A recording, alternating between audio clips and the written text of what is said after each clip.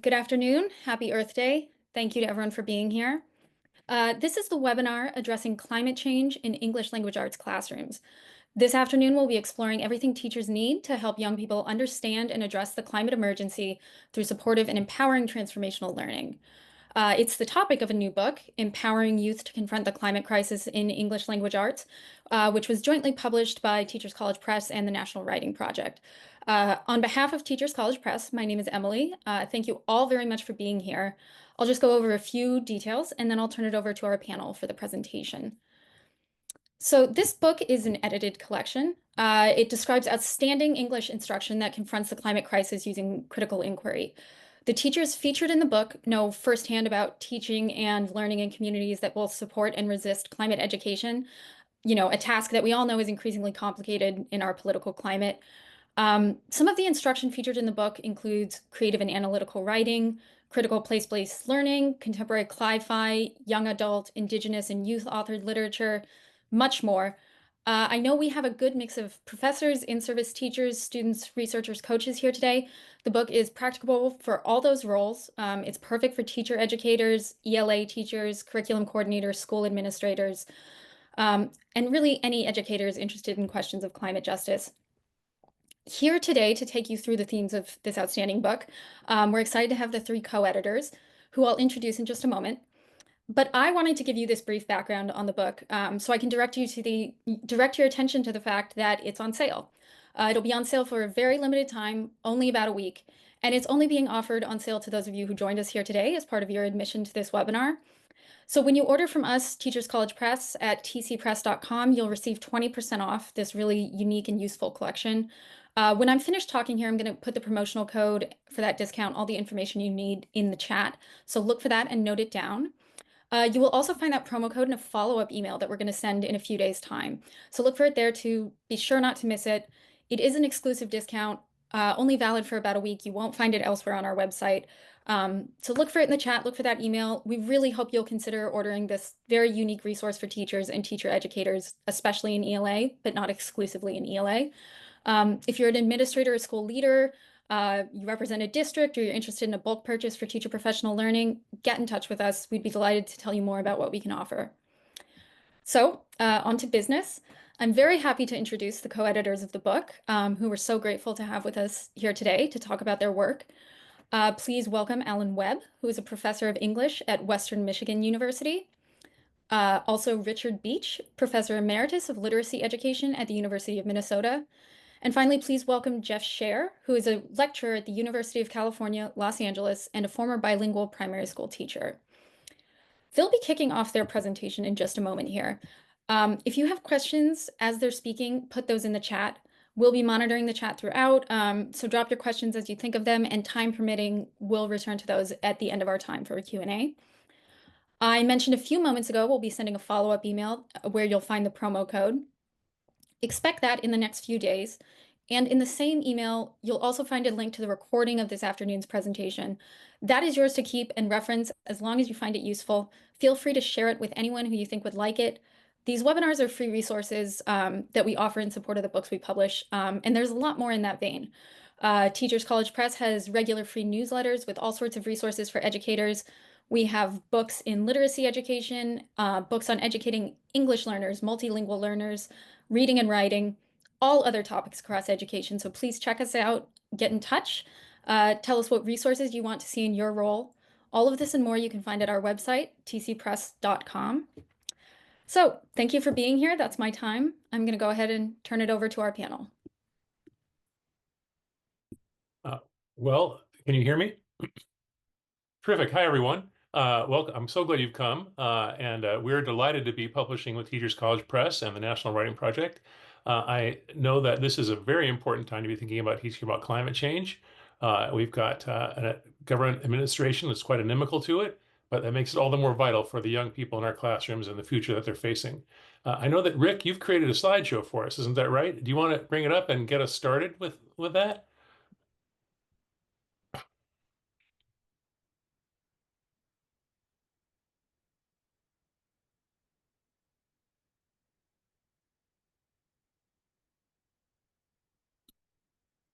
Okay, welcome everybody. As we all know, climate crisis is on us. We know the fact that we're experiencing daily high temperatures, droughts, wildfires, hurricanes, flooding, polar vortexes, refugees with related to migration and species loss. So this is also the fact that last year, 2020, 23, 24 was the hottest year in 125,000 words, so years. So we know it's a problem. So what we did in our book is to write about what we thought was important for teaching for English teachers. And as Emily mentioned, the book is called Empowering Youth to Confront the Climate Crisis in English Language Arts. And we were pleased that we also published this book with not only CC Press, but also National Writing Project.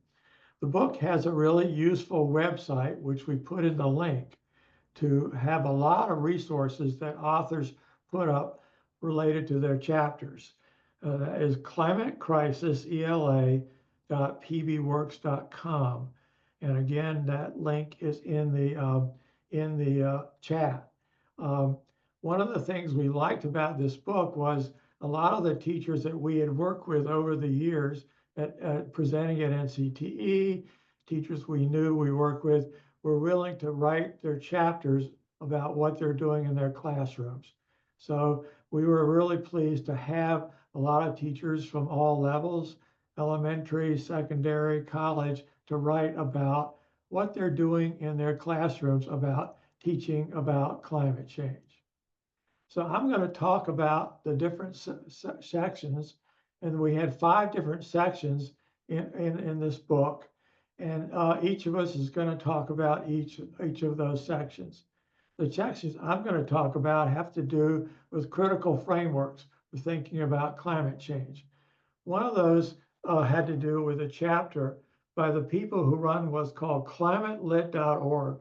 That's an amazing website for all kinds of resources for thinking about critical literacy in terms of teaching about climate change. So I highly recommend that climatelit.org website. It's also important that teachers think about critical inquiry using what's called systems thinking. Systems thinking goes beyond focusing on what individuals do. For example, maybe doing some turning off the lights or doing X, Y, and Z. That's what the fossil fuel companies promoted to try to move away from their doing anything, using words like, oh, care about your carbon footprint. No, we need to go beyond that to think about larger systems and changing those big systems, the systems of thinking about the systems of energy, of agriculture, of the transportation, housing, and so on. So systems thinking is something that I talked about in my chapter as a really important focus for moving beyond the individuals to getting kids to think critically. Also, the notion of what's called eco-criticism, the idea that you need to think about kids interacting with nature and getting them to appreciate what nature involves in their interactions to then lead about engaging them. And with a lot of research, it shows that students, once they interact a lot with nature, they're a lot more concerned about teaching and thinking about climate change. Also, the importance of Indigenous perspectives. Indigenous perspectives go back for centuries, where though Indigenous people were connected to nature and they cared about nature. And so it's really useful to think about having students read about their Indigenous perspectives in literature and elsewhere. So I want to talk a little bit now about some analysis we did of how teachers and students engage in systems thinking. This involved students in 2 environmental clubs and thinking about goals, norms, beliefs, driving the energy, transportation, and agriculture systems. And the teacher did a lot of good work in working with people in these teachers in these environmental clubs about thinking about, okay, let's go beyond the individual to think about how do we address changing the energy fossil fuel system? How do we move to clean energy related to transportation? How do we move to more sustainable agricultural systems? So, for example, the energy transportation system. One of the students critiqued the goals driving energy transportation system as depending on fossil fuel, resulting in more emissions. And so they critiqued that focus and they thought about, hey, how can we change the use of the school buses running on gas in their district, and thinking about, well, what are the harmful effects of that? So one student said, I'm riding this big yellow bus and I'm polluting. So what the students did was then think about, okay, how can we promote the shifting over to use of more energy efficient buses? And the school district actually said, okay, we will do that. And they bought a whole number of school buses. They also worked at the state level to promote the idea of statewide moving away from gas buses. They also thought about how to work in changing the agriculture food system. And a lot of that had to do with understanding how foods are often based on traditional monocrop production, which is not very sustainable. So what they did is they engaged in some community gardens located in both the schools, and they thought a lot about how indigenous planting practices involved in growing food in those gardens. So this led to experimenting about, quote, how our earth can really grow its own food and how we can sustain ourselves based on the land.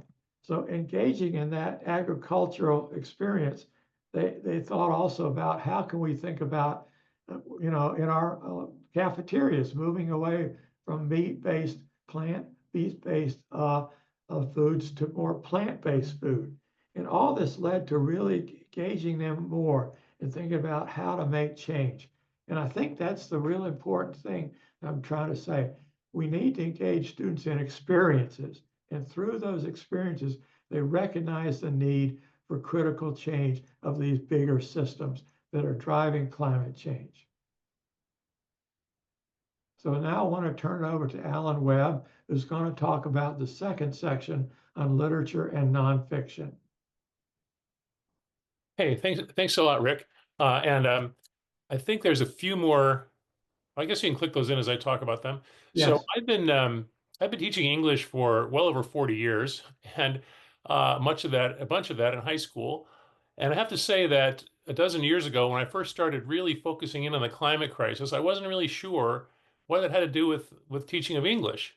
But I've become convinced that actually English is perhaps the most important and best suited discipline for understanding the climate crisis. And other disciplines can learn a lot from us. One of the main things that we help students do is imagine the future. And we do a lot with utopias and dystopias and things like that. And it's very important to be able to imagine what's going to happen under different circumstances of climate change, and what will happen not only in terms of the actual temperature, but the social impacts of it and the environmental impact, the broader environmental impacts. And that's where English gives us an awful lot to do and to go with. And since I'm starting off talking about literature, that's a good place to begin, I think. Um, I put short stories as the first thing that's up there, and short stories can be slotted into almost any curriculum and almost any discipline, and in lots of different ways. And they create a setting, a whole social set of relationships that can be explored in terms of what will happen with the climate. And there's so many climate short stories. Now, my students made a crazy website called cli-fi.com, which they used artificial intelligence to create their own climate fiction stories, and they're pretty interesting and pretty fun to glance at. But that website also has a specific page called More Short Stories. And I'm pointing to that because that page has links to all kinds of short climate fiction short story resources on the internet. One of those is Everything Change, which is actually a series of award-winning climate fiction stories. I think it's the University of Arizona that published those, and over like 3 or 4 years of they gave awards to them and so forth, but they're all free and available online. I've taught many of the different stories in that collection, but some of the other ones too, and it's pretty fun as a teacher. We have no time, but maybe we can have enough time sometime to sit back and read a few different short stories and see which ones connect for us. Some of them have a real international dimension. Some of them are frightening in terms of what may happen with climate change. Others of them offer different kinds of hope. And all of these short stories, of course, can inspire our student writing, which I'm going to talk a little more about in just a minute. And Rick, can you advance? Thank you. Um, if short stories are pretty easy to put in the curriculum, poetry and raps and YouTube clips are even easier. And these are there's so many that you can find. It's a little bit of searching and so forth. And the trees are dying one is a crazy, powerful, intriguing rap that I've shown in a number of different classes. Students laughed at me because they said this is 10 years old. To them, it's old. Okay, to me, it seems very contemporary, but nonetheless, I think they'll really be intrigued by it. And there's a lot to images and things that happen in the words and in the pictures that you can analyze about the impacts of deforestation, of impacts of heat and climate change. The Dear Future Generation is a beautiful poem from the present written to the future.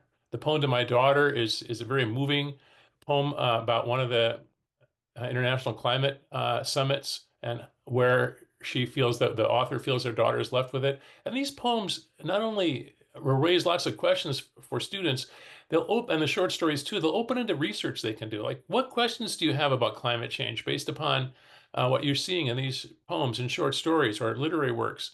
And I think that the best thing for us to do is not to tell students what to think about the climate crisis or to lecture at them about what's coming, but to open up the topic and let them follow their own questions and interest and do research and share that with each other, because then they're going to be more convinced of it. And they're going to be, it's, if you're in communities where people raise questions, if you can say that students have had these questions they wanted to seek out answers to, that puts you on very firm ground, I think. Rick, why don't you show what I've got next up there? Yeah, so why don't you click the next one too? So I've taught The Grapes of Wrath. Most of us know that novel. I think it's the most highly awarded novel in American literature. It won the Pulitzer Prize, the National Book Award, and the Nobel Prize. So, but of course, it's a story of climate migration, and the issue of migration is a crucial dimension of the climate crisis. And what happens to the characters in the novel and the way they're treated sure brings up some important questions for our current issues around the border and around climate migration. There's quite a few climate fiction novels. If you're able to put a longer piece into your curriculum, A Parable of the Sower, which was written many years ago, it seems like prophecy now. It's set in Southern California, and there's a young woman who ends up leading people in a journey to the north to try to escape the climate and the wildfires and the social unrest that begins to happen. I'm not going to go through all of these, so I will say that Ministry for the Future, which I've taught a few times, is a huge novel, but it's got all kinds of fascinating chapters that can easily pop right out of the book. For example, the first chapter is about a tremendous heat wave in India that it's only about it's like eight or 10 pages long, and it sets forward something that seems very likely to happen and a really stirring, concerning vision of the future. Rick, let's see what else I've got up there. Young adult fiction. There's several different great books that work well with younger students, but older students too. My college students have read some of these and really gotten a lot out of them. I mix Rick, let's see one more here. Under picture books and films, Day After Tomorrow came out many years ago as a climate film, and it's still very interesting to take a look at. It turns out that at first people thought the way it predicted what was going to happen in the future was just impossible, but knowing what we know now about changing in the Atlantic currents, It actually isn't as crazy as the film seems to at first to be. But that's something students can research when they read these interpretations and so forth. Um, so picture books, of course, work well for younger students and older students too. Um, let's see the whole next slide, Rick. One of the things that I think is really important when we teach about climate change is addressing this issue of the ways in which it can be overwhelming for students. It can create anxiety or even depression. And the key to addressing that is to show students ways they can take action. And once they start acting to do something about the climate crisis, it does an awful lot to help them feel hope for the future and not to feel overwhelmed. And I think that it's almost a responsibility of teaching about climate change to get our students involved in different kinds of climate action. And there's, of course, many ways they can do that. And I'll talk about that some more in just a minute when I talk about writing. But I think they need to learn that young people have a right to a future and to a planet that will be habitable for them. And that's something that is basic to the beliefs in every society and every religion and in law and common law and so forth. And so that idea of intergenerational justice that is at the heart of what's going wrong with climate change and the climate crisis. Um, I've many of my students now have not even heard of Greta Thunberg, uh, but hearing her talk when she was what 15 years old or 16 years old is very powerful. And then she's spoken a lot at many times at the United Nations, at other major climate events, and her learning about more about her and her and hearing her speeches on YouTube and sharing some of those in the class is a super powerful way to get young people. Aware of the climate crisis and aware of how they can start to get involved in speaking out and learning about the whole Fridays for the Future movement that she helped inspire. I'm just a crazy fan of this book, A Bigger Picture, up there in the upper right. That's about a young woman from Uganda who's actually a college student, but she learns about Greta and the other climate movement. She starts taking some climate actions in her own community, and her autobiography or her memoir story of her growth as a climate activist is so inspiring. She's scared to go outside the first time holding a sign, which our own students would feel too, you know. But she ends up becoming involved in all kinds of events around the world and meeting all kinds of other climate activists. And we, by reading her autobiography, learned so much about the impacts of climate change in Africa and in the global South, and the way young people across Africa are getting involved in trying to do something about it. So that's a beautiful book, and it's available, by the way, as a recorded book, and she reads it herself, and that's a lovely book. And you can use chapters of that too. On the bottom of the page, there are the far left is a picture book. That's a very powerful, moving picture book about the Dakota Access Pipeline and ways in which Native people and others join together to address that. And it's written for accessible to elementary grades. The other four are books from around the world of young people taking action on the climate crisis. The Green Rising one is set in Great Britain. It's got I just taught it this last few weeks ago, and my students really enjoyed it. It's got a kind of magical realist dimension to it, which makes it all the more interesting. If Not Us is set in Australia. 2 Degrees is set in the United States. Well, actually, part of it's in Canada, and Code Blue is in Canada, but 2 Degrees is in Florida, California, and uh, Canada. And all those books are really page turners and very appealing stories of young people taking action on climate change. What else have I got up there, Rick? The memoir that I mentioned, there's many other climate activist memoirs that students could read and take a look at. Uh, and so here's some activist fiction. So I'm saying when we teach about climate change, we also need to teach about young people, their rights, and their importance of speaking up. And we need to help our students learn about activism and how it works and how they can become part of it. And these are all ways to do that. Um, and that can go in any content area. It should go in every content area, I think. All right, let's see the next slide, Rick. And then I think that's what I've got. So this is a slide about ways that this slide comes from another section of our book that has chapters about writing and using writing to address climate change. We had a group of chapters addressing literature and so forth. Um, this idea of writing about climate change is very much part of the idea of empowering our students to have a voice and be heard. And this is one of the things that we do in English. We foster the imagination. We help people think about questions of justice, about the experience of others different from themselves. We help them learn to have their voices heard. And we learn to think critically about the media. These are all critical dimensions of English teaching that are so relevant to climate change and are so valuable in all content areas. The nice thing about English is we tend to have a curriculum focused around skills, and that gives us a lot of opportunity to put in content that we feel we want to put in there. So, Rick, give me another couple things there. All right, so one of the things to do is helping students tell their own climate story. And that can be a story of how they learned about climate change as a topic. It can be something that happened in their lives or in their community with a climate dimension.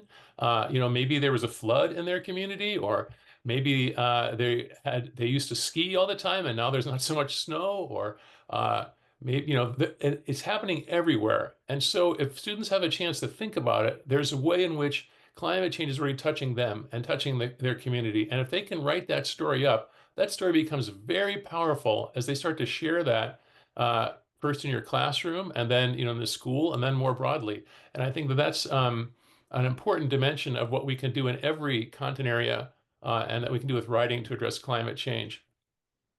And there's also, having students write short stories or other creative pieces or analytical pieces, even about what is happening in their own community with climate change and what could happen. Use their imagination to imagine, if we do properly try to reduce greenhouse gas emissions, where will we be? And if we don't, what will our community look like?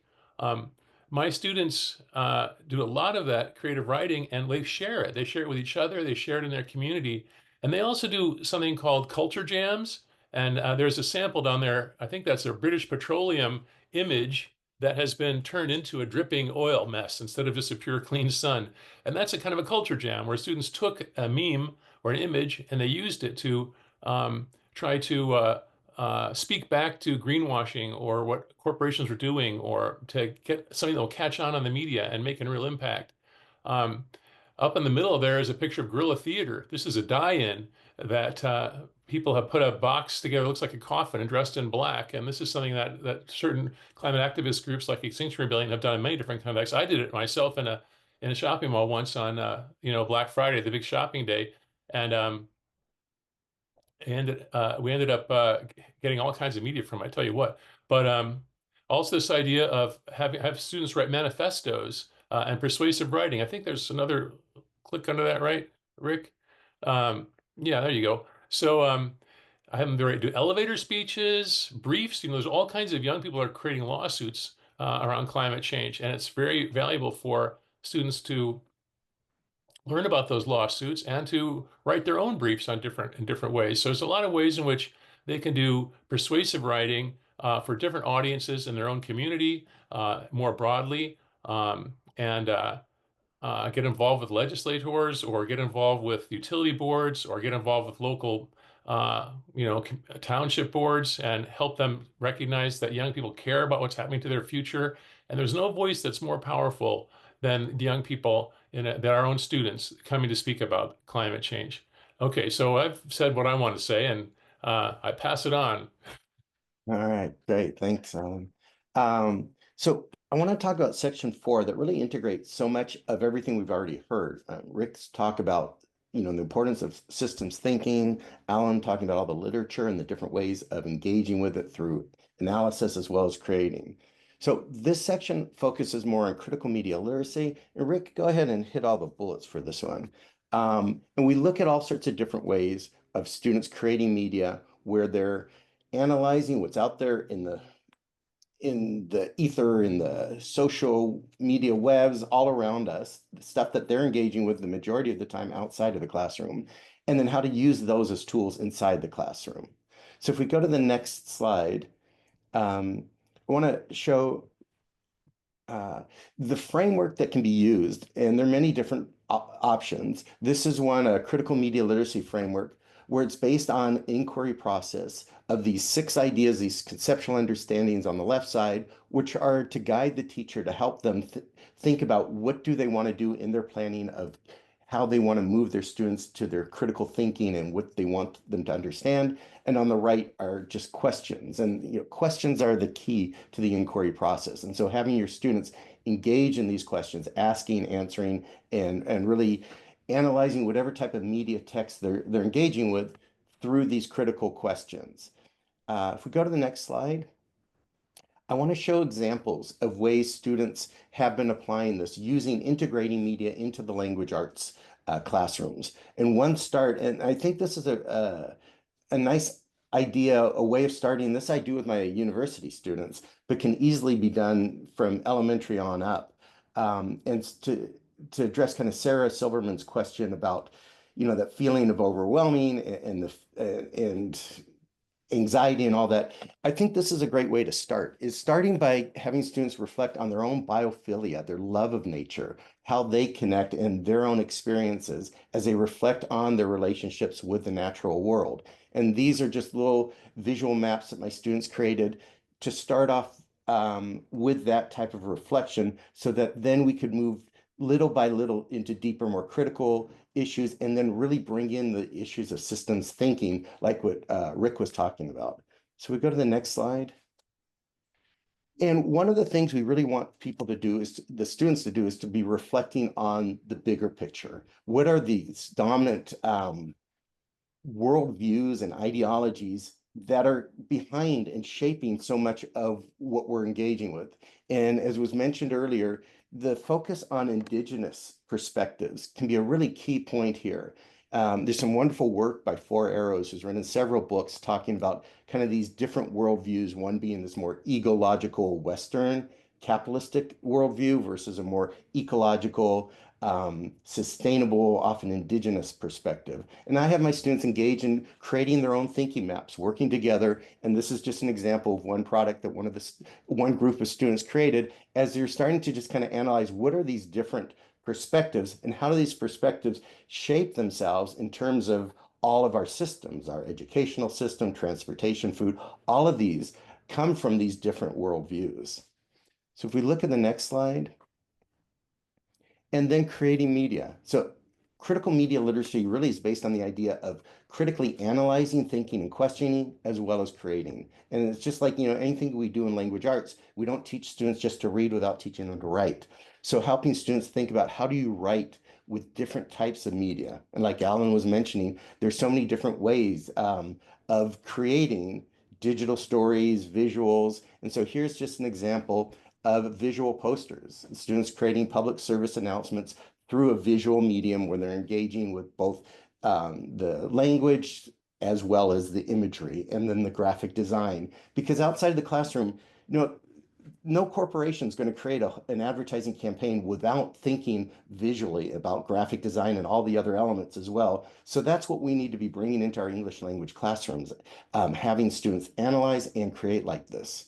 If we go to the next slide. These are so great, Jeff. Did your students make those? Oh yeah, everything I'm showing is student created. Those are just terrific. I could really see them as models for other students who want to do something like that. Thank you. Yeah, absolutely. And then kind of moving next from that, just creating the public service announcement posters is to challenging. And what Alan talked about with the culture jamming is this notion of how do we push back on this? And also the notion of greenwashing, where corporations spend so much money trying to create this image that they are, a healthy, positive, green corporate company that's doing so much good for the environment when in reality it's often not the case. And so one example here that my students have taken to quite a lot is advertising for water bottles, right? Like the Fuji ad. And here's just an example. This is an actual Fuji ad where they're, really trying to give you the feeling that when you're drinking their water, you're helping nature, you're part of nature, right? So if we go to the next slide, we'll see when students created their ad buster to challenge it, they took the different images and kind of recontextualized them to say, wait a second, what you're doing is you're really not, connecting with water. What you're doing is you're producing more plastic. and plastic has all sorts of harm. I mean, the giant Pacific plastic patch, and I mean, there's so many places that we can recognize just creating plastic burns fossil fuels, and then we're creating a product that won't just disappear. It ends up with all sorts of other externalities. And so the more students can start to see, again, like what Rick was talking about, those systemic connections through their own analysis and then pushing back by creating these type of counter messages. If we go to the next one, I'll show you a couple more. Here's one students created where they took the ad on the left for Lufthansa Airlines, and they created the ad bust on the right where they're just, adding imagery, changing language, and thinking about recognizing the power of both images and the power of words and how they can disrupt that to create things. And then once they've created, posters or images like this, they can very easily share them on their own social media platforms. They can print them out. A lot of them have put them up on walls at schools. So there's a lot of way where these are forms of action through production. And let's go to one more. Here's an example of students who are analyzing fast fashion. So the ad on the left is the actual ad, 5 reasons you might need a new wardrobe, and they busted it. They did their own research about fast fashion, and they came up with 81 reasons you don't need a new wardrobe. And they went in and they provided details. They said, 85% of our clothes end up in landfills or burned. The average American throws away 81 pounds of clothing every year. That's the weight of an 11-year-old child. So you think about the research, the discussions, the learning that actually happened through the process of creating these type of products. And one of the things to remember as educators, we use project-based learning for students to create things because it becomes more meaningful, it's practice, it has all sorts of good application. And to address Sarah's comment again about that feeling of overwhelming, when students can create and do something to push back, it's empowering and they feel much more sense of agency that can help to counteract that depression.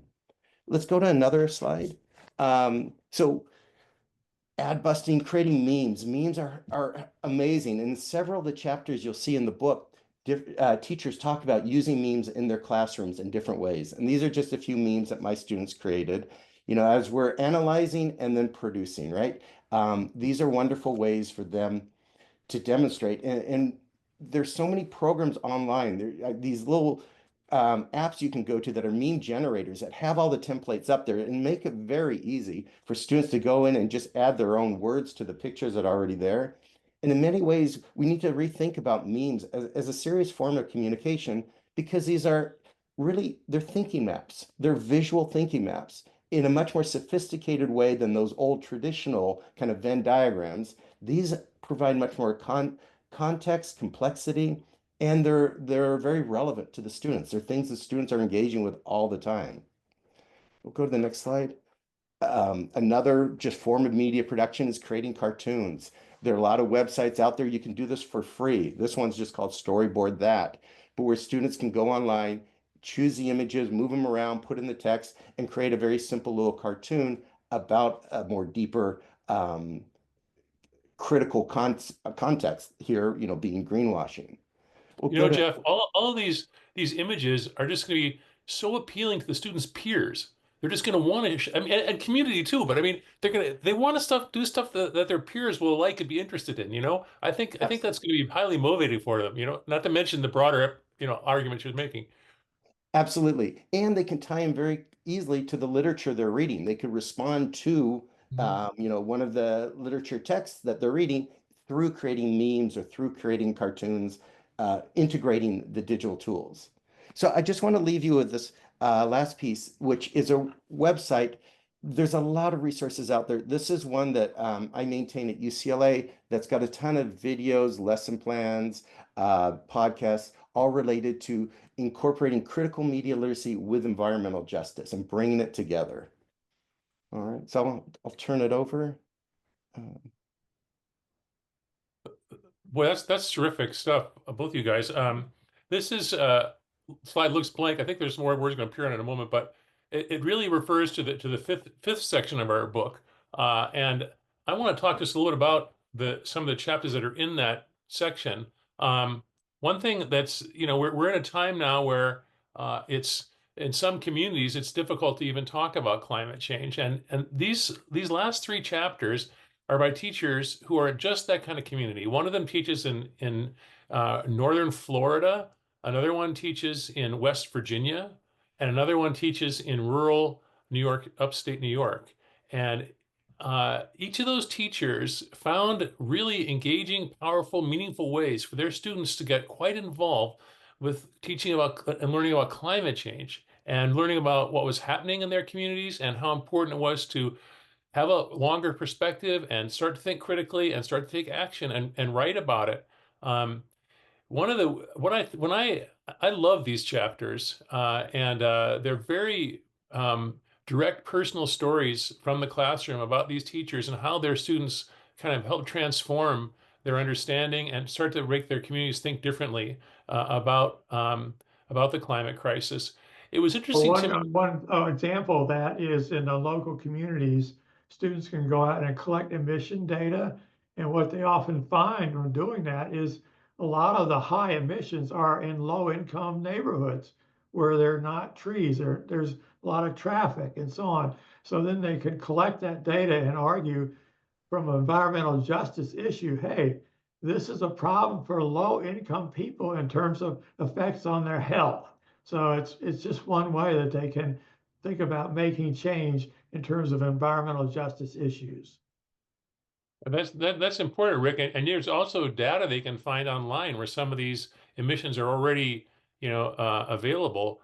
We know that fossil fuel burning produces all kinds of fine particulates, and those fine particulates from fossil fuels are responsible for 1 out of 5 people on Earth dying prematurely right now. If you put that into Google, you'll see the studies I'm talking about. Um, yeah, and these teachers, they do what Rick's talking about. They in each of these different settings they have found local issues, local ways in which the climate crisis is manifesting itself that students begin to investigate. And then they start bringing up their questions and they start wanting to do more research. And that really drives the teaching in each of these settings. And I think that it's something that those of us, even who teach in, communities like in California or, university towns or whatever, where it's not most people already agree that climate change is happening and that it's human caused.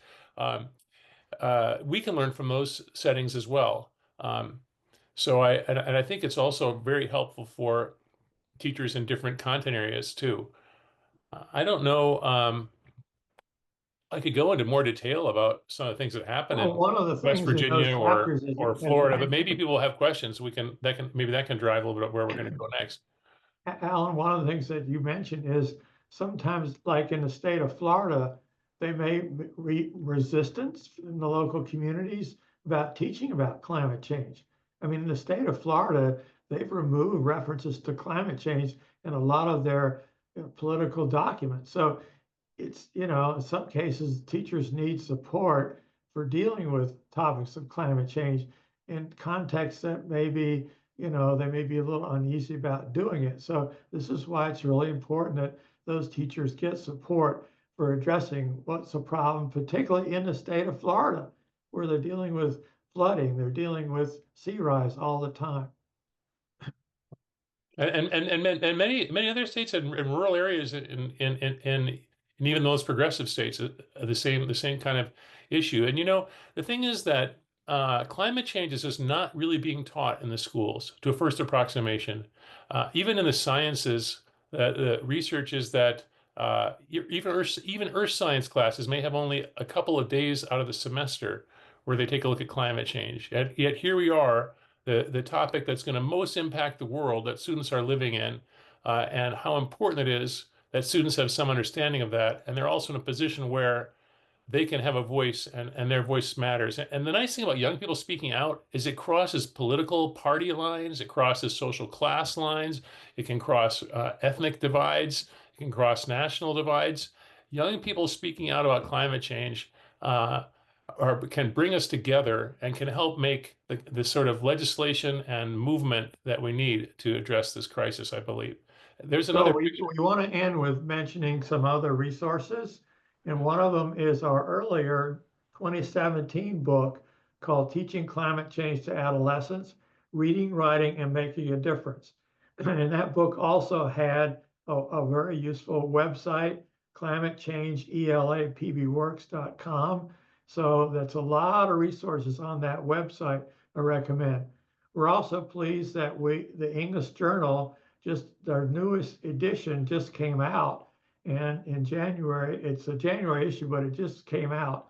And that English Journal issue is a lot of English teachers writing about how they're teaching about climate change. So I recommend that also, looking at that English Journal. So this is now, we're at the end of our presentation. So we're going to stop share, and now we're going to be opening up to any of your questions.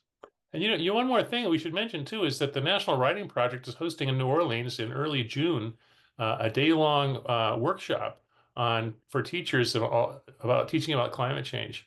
So look in New Orleans Climate Change Writing Project, and you're so welcome to attend that. You can still register for it. Thank you all so much. That was such a wonderful presentation. So many great resources and instructional ideas. I do encourage our attendees to put any of your questions in the chat. We'll try to get to those in a few moments. But while we're waiting for those to come in, I thought we could go back to what you were just talking about here at the end, Alan, about communities that might resist climate change education.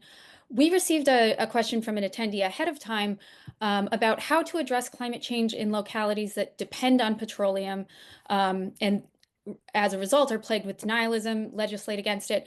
I thought it was a really interesting question. In some cases where students, their parents' livelihoods might be, entangled with climate denial. Is that something you've encountered or have a reaction to? Absolutely, Jeff. You said I can say something, but Jeff, I see you nodding your head. So did you want to go first on that?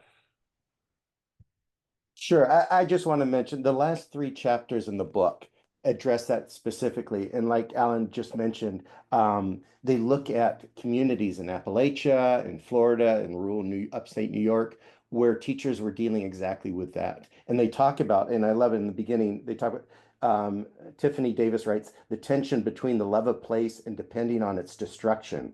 I mean, that's such a complex and yet important issue for students to be discussing and engaging with. I would say to teachers that work in fossil fuel based communities, of which there are many, because it's a huge business, fossil fuels.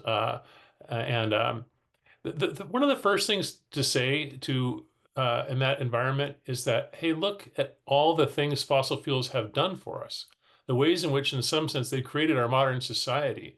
They've made it possible to have transportation and clothing and housing, and we've done so much with fossil fuels, and we can appreciate that, and we can see that they've provided employment to people, and they still do provide employment.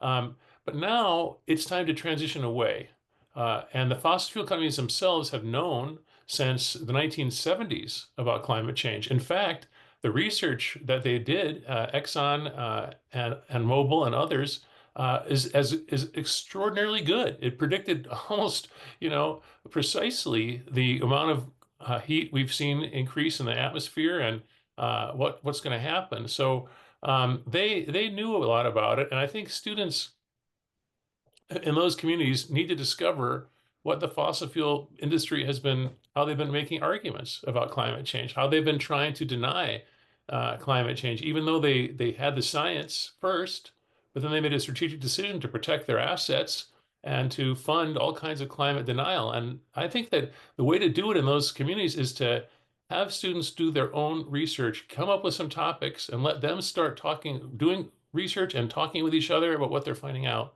And then talking with their parents. Because like I say, the young people care about the world they're going to inherit, and they want to share that caring in their community.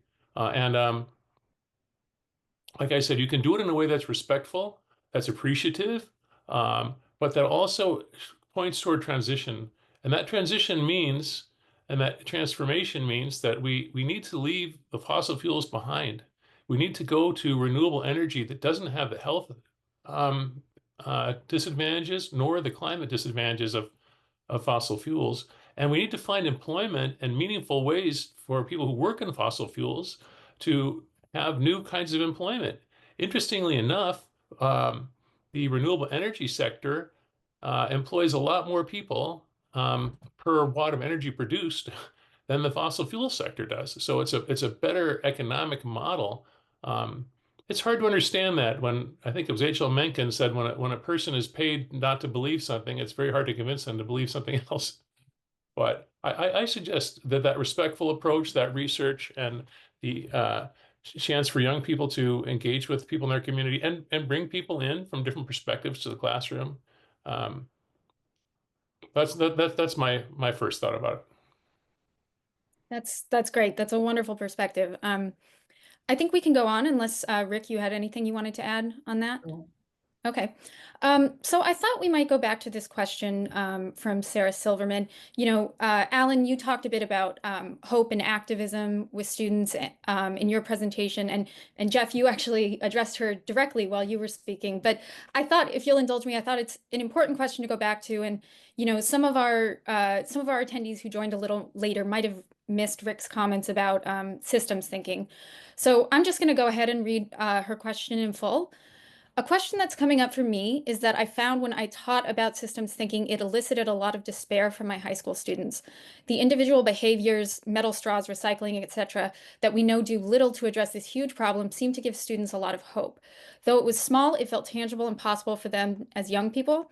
The systems thinking seemed to bring out a lot of despondency and feels of overwhelmingness that resulted in an apathy or almost like a freeze, a problem that just felt too big. How do we teach that systems thinking while also cultivating hope and a feeling of empowerment that there's still things that we can and should do that have an impact?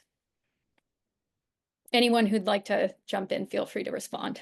Well, in terms of the energy system we were just talking about, I mean, Alan's right. When you look at the research, clean energy in the long run is cheaper. It's easier to use. It's going to transform our society in ways that are positive. And I think that's what's important in terms of thinking about the system of energy system in terms of what in the long run are going to be the advantages of shifting to clean energy, where, things again are going to be easier to use. They're going to be in the long run a lot less expensive. And in many ways, there's going to be less pollution. There's going to be less emissions, because in the long run, that's what we need. We need to reduce emissions. And so I think that way of thinking about it with the positives may help students deal with some of the climate anxiety, which research shows is out there. So I think that's one way to frame it. And Rick, remember the way that you were talking about school buses? That was you who talked about school buses, right? And transitioning to electric school buses from gas-powered school buses. I think that one thing that students can do is they can look right around their own school and they can say, what kind of things can we do here in our building to reduce our carbon footprint as an institution? Not so, I mean, turning off the lights is fine, and there's nothing wrong with doing that, of course. Um, but they can start to see how they can have impact on larger institutions. And generally, schools are pretty receptive to students who want to make those kinds of changes. And there's school boards that they can talk with. Um, there's of course teachers in their own building that can be part of the conversation, and people in the community. I actually drove 6 students from Michigan to Washington, D.C. when they were and they spoke to senators and congressmen about the climate crisis as part of a group called the Citizens Climate Lobby. But what was so interesting on that trip, talking to students driving there and back, and the several days we spent in D.C., all the different kinds of people in our community they'd started talking to. Um, there was a local township offices, I think I mentioned, some of them had spoken with and prepared speeches for. There were local nonprofit groups that they were very interested in working with. One of the things that makes it's very important to this transition are utility boards. And utilities need to hear from the community because the utility boards have responsibility to hold utility companies to reducing greenhouse gases. And as Rick says, the solar and wind is cheaper now. It's cheaper to build solar panels than it is to maintain an existing coal-fired power plant. So the economics are very much in favor, and that's also sort of a hopeful thing, is learning about how the economics really calls for moving away from fossil fuels. So taking local action, speaking to local people, feeling that that stories you write, or that things you want to put together or perform, or the images that Jeff was showing, sharing those beyond yourself, those are going to really help the students deal with this issue of anxiety, which I know is hard and overwhelming. But part of it is that anxiety helps move people. It helps them realize, okay, things are not okay the way they are. We've got to do things differently. We can go pass through that anxiety and knowledge of what's really happening into a more hopeful way of being Yeah, and this local action is going to be more and more important now with the Trump administration pushing back on a lot of, environmental protections, a lot of moving to back to more fossil fuel. So we're going to need a lot more local political action in order to resist some of that, some of that pushback from the Trump administration. And I think another piece is that students are really smart. And I think when we can help them see what's going on and how so much of the messaging that's being put out by the fossil fuel industry is promoting this individualistic response and as a strategic way of distracting and diverting people from looking at the bigger issues. And when students can recognize how this greenwashing is trying to get kids, just pick up your trash as if that's the solution to the climate crisis, and they start to see and recognize the systems and how if we address these problems in a more systemic way, we can actually have real impact. And my students, they take that as a real sense of mission and empowerment. And so I think really connecting to the systemic core of what's going on is a way to empower and really build that critical thinking. One of the things I say to my students is, I mean, I try to do all these things that Jeff and Rick are talking about and the activism that I've been talking about. But I also say to students, look, your most important job right now is to learn. You need to learn about these things. You need to start thinking where you stand on them and what matters to you. And then you need to think about what you want to learn next and how you want to go forward in your learning and what you want to do with yourself and your own contribution to the community. And when you get your high school or college degree or whatever it is. And I think that helps them realize that they don't have to do it all right this minute. They don't have to solve it all now, but they need to join with others to start making a difference. They can also, there are so many excellent youth climate activist groups, from Fridays for the Future to well, there's like Earthwatch. But I was thinking of Sunrise is another one, and they have high school chapters. Even the NAACP has a climate youth group. So students can find a way to form a group in their own school, to have an environmental club, or to have a chapter of one of these larger national groups. And that connects them with other people taking action and helps them find other students who are also really concerned and worried or whatever, and figure out ways they can start doing things. I think that's an empowering piece too. Great, great. That's such a nice perspective to end on. There's so many directions to take this work. I really want to thank everyone for your presentation, everyone for being here, Carol and the others who've shared some great resources in the chat. One thing I thought we could end on the idea that this was a comment, not a question that we received from an audience member ahead of time, but that it's so great to have an ELA perspective on climate change because the science education perspective can be so dominant in some circles. So we really appreciate the work that you're doing, and please, we hope everyone will check out the book. Lots of great resources to support, educators in all fields, not just science, not just ELA. But yeah, I think with that, we're at our time, so we'll go ahead and wrap up. Thank you, everyone. Have a great afternoon. Thank you, Laurie.